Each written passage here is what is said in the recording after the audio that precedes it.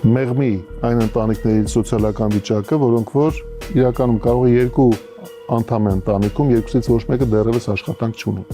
Դե հիմա լսի քո ընտանիքից խոսանք մի հատ, հա, պարոն Խաչատրյան, փաստորեն դու համարում ես,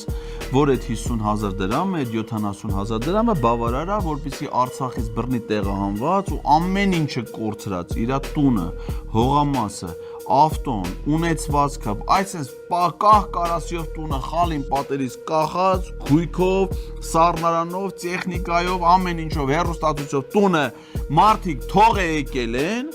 Դու ասում ես մենք այդ ընտանիքին ենթադրենք 4 հոգուց կազմված ընտանիքին կտանք 70,000 դրամ։ Հələ մի տարի տենեն քո 5 հոգուց կազմված ընտանիքը ինչքան եկամուտ ունի։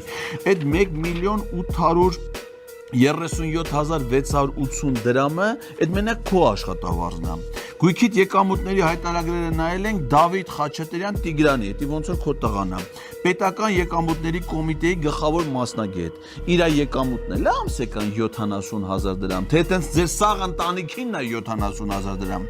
Մուշեղ Տիգրանի Խաչատրյան, դա էլ է ոնց որ քո տղան։ Ագբա բանկի բաժնի ղեկավար։ Դրա աշխատավարձը Ագբա բանկից մի քանի միլիոն դրամ չի, այլ 70,000 դրամ է, հա։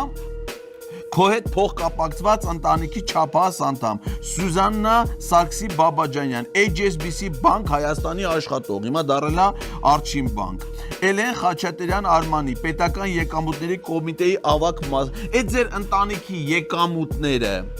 սաղ իրար հետ կարող է հանկարծ պարզվի, որ մի 5 միլիոնն անցնում է, ու 5 միլիոն եկամուտ այս պետությունից Այս դիրքերով պարզա չէ ոնց է եղել որ տղա դառել է պետ եկամուտների գլխավոր մասնագետ կամ մեկին տեղավորել ես բանկում աշխատանքի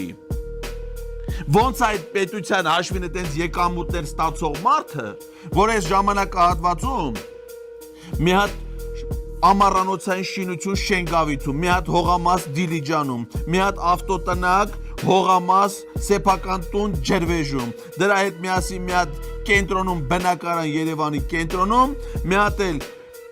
այդքանի միասին էլ ինքն էլ հաշվառված լինի Բաշինջաղյան փողոցում Այդ սաղ դու սենց մոս սենց կուտակել ես ու կուտակել ես արցախցիների հաշվին նաև Վալեքս ընկերություններում ֆինանսական տնօրեն աշխատելով 10 տարի